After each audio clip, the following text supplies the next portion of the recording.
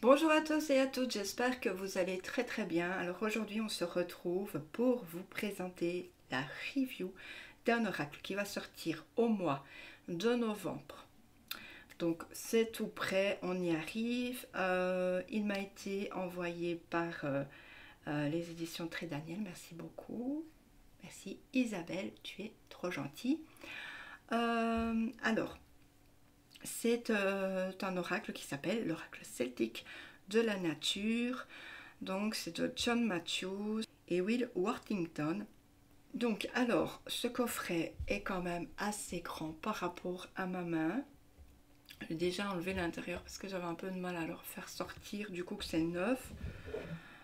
Sur les côtés, ça se présente comme ceci. C'est aux éditions Médicis. Je ne vais pas aller trop loin.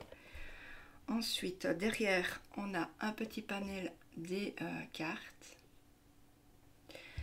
Et puis on nous dit l'homme vert est un être légendaire ancien, le véritable esprit de la nature. Dans ce coffret, donc la sagesse de ces arbres se mêle à l'alphabet celtique Ogham, afin de vous offrir un oracle au pouvoir immense. Donc il y a 25 cartes de l'homme vert. Et puis un livret de 128 pages et c'est vendu 26 €. Ensuite, on a donc l'intérieur qui s'emboîte. Je vous montre en vitesse comme ceci. Donc parfois c'est un peu difficile de sortir ça. On a le livret qui est très grand, il fait la taille de la boîte. Et puis on a les cartes qui sont mélangées parce que j'ai déjà mélangé, joué un peu avec. Donc, après, on va regarder le sommaire, tirage des bois, l'homme vert, le langage des arbres. Donc, il y a aussi avant-propos, et puis tirage divinatoire. Et à la fin, pour aller plus loin, à propos de l'artiste et les remerciements. Donc, on a tirage des bois. On nous parle des lettres secrète, donc c'est l'alphabet Ogham qui est divisé en 5 séries de 5 lettres, voilà, qui sont les tribus ou la famille. Et puis voici l'alphabet Ogham. Donc vous voyez, pour la première famille de Bess par exemple, nous avons les arbres bouleau, sorbier, aulne, saule, frêne. Donc on a la lettre Ogham, donc la première c'est Bess. La lettre romane qui sera B, le nom de l'arbre le bouleau et la symbolique divinatoire c'est le commencement. Ça va être comme ça pour les 5 premiers arbres. Voilà, avec à chaque fois une divination différente bien sûr. Donc je vais parcourir, je vais en vitesse avec vous. On a les clés de la connaissance, le pilier des cieux, le poids sacré, l'ancienne sagesse d'Ogham. Ensuite, on a l'homme vert, la nature personnifiée, de Heather Harrison, l'homme vert. Donc, je vous laisse lire. Je fais un son. Hop. Voilà.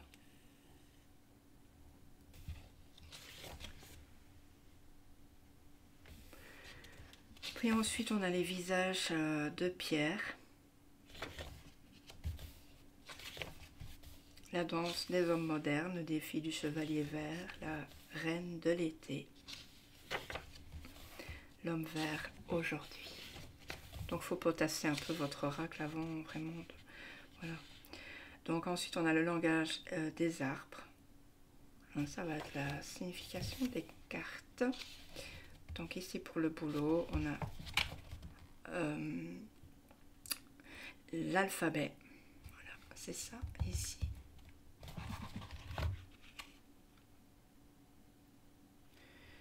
Et puis, message de sagesse, un bon départ mène toujours à la réussite. On a le sens divinatoire. On va prendre en compte peut-être ça ici. Puis ensuite, on a les traditions ou folklore, les déesses des bois. Le premier mot est honorer le boulot. Voilà, voilà. Puis à la fin, on a des méthodes de tirage.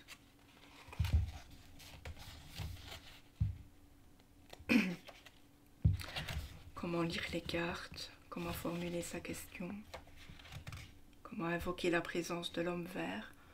Voilà, on a une petite prière ici. La sagesse de l'homme vert en une, donc c'est un tirage en une carte. Voilà. Puis on a des exemples de lecture. Ensuite on a les 3 mondes, tirage en 3 cartes.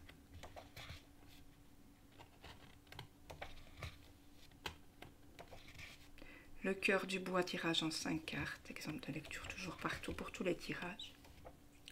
Et puis les feuilles de la connaissance, tirage en 7 cartes. Et puis pour aller plus loin, voilà. Les arbres que l'on va voir dans les cartes que je vais vous montrer, on peut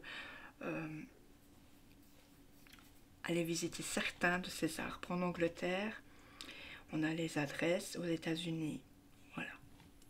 Et puis l'homme vert, il est tout aussi aisé de le trouver. Et voici une liste des lieux facilitant cette rencontre.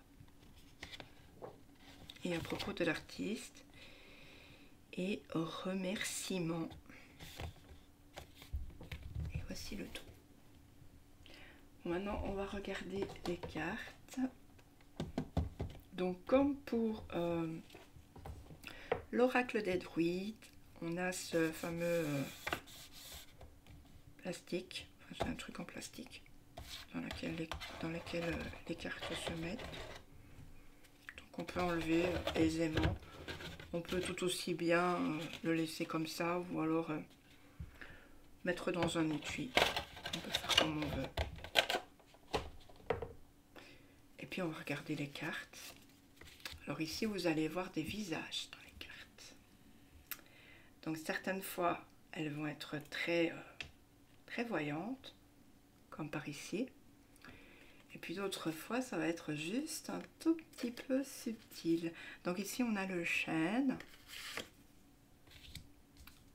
On a ici la jonque. Vous voyez, c'est un petit peu moins facile des fois. Ici le fusain. Le bouleau. Le sorbier. Ici on a un petit peu plus de mal. C'est ici. Je dis plus rien parce que vous allez deviner vous-même maintenant. L'aubépine. La bruyère. Le sureau. Alors celui-ci sont des arbres un petit peu, on va dire, vraiment comme des entités. Ça fait penser un peu à Halloween du coup, puisqu'on est juste dedans. Hein.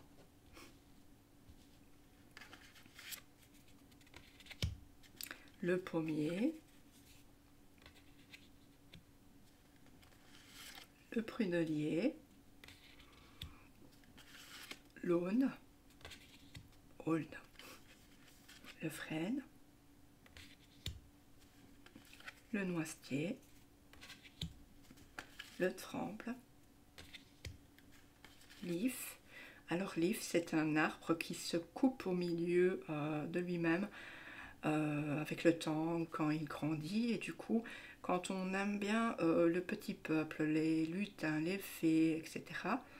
Donc on se réfère beaucoup à cet arbre, et on peut même passer entre ce trou donc, qui se forme dans cet arbre. Je trouve ça assez chouette. Le groseillier. Le saule.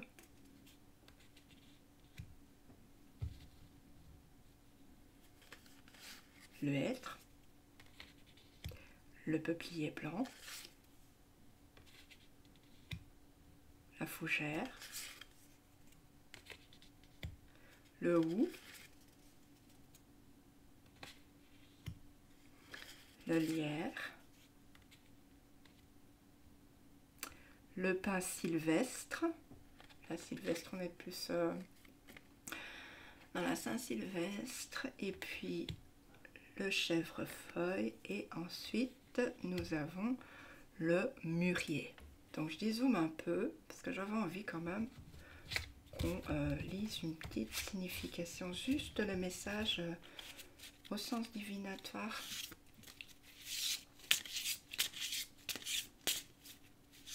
Donc, je vais demander que toutes les personnes qui regardent cette vidéo aient une réponse pour leur journée. Vous me direz si ça vous a parlé. Ok, j'ai confiance. N'oubliez pas entre-temps de vous abonner, de liker, de commenter et puis de partager. Je vous dis ça. Ça fait toujours plaisir. Donc on va mélanger, couper plutôt. Puis je vais prendre ceci. Hop. C'est fait. Alors on va regarder la carte. On a quoi? On a le lierre. Alors pour le lierre, le message qu'il nous donne, ça va être la véritable force vient de l'aide reçue. Voilà, l'aide de l'univers, l'aide du divin ou l'aide de personnes autour de vous. Voilà. C'est pas parce que c'est pas quand on se mure, quand on a des problèmes, on reste avec ses problèmes, on n'en parle à personne, on ne sait pas comment trouver les solutions. Et cette véritable force, elle se trouve dans le fait de pouvoir un peu déléguer les choses et d'en parler aux autres. Nous pouvons être soutenus de bien des façons, par des pairs, des ressources spirituelles, des membres de notre famille ou des amis, mais nous recevons souvent ce soutien à contre-cœur, par honte de notre manque d'autonomie et de ressources. En réalité, tout le monde demande et reçoit de l'aide en cas de besoin. Alors, nous devrions tous être capables de faire de même sans rougir. Dans une société qui souligne l'importance de l'indépendance, beaucoup de gens luttent seuls et ne veulent pas du soutien des autres, même quand ils ont désespérément besoin d'aide. Pourtant, lorsque nous nous décontractons et permettons à un autre de nous soutenir, ne serait-ce que pour un bref instant, nous augmentons notre force.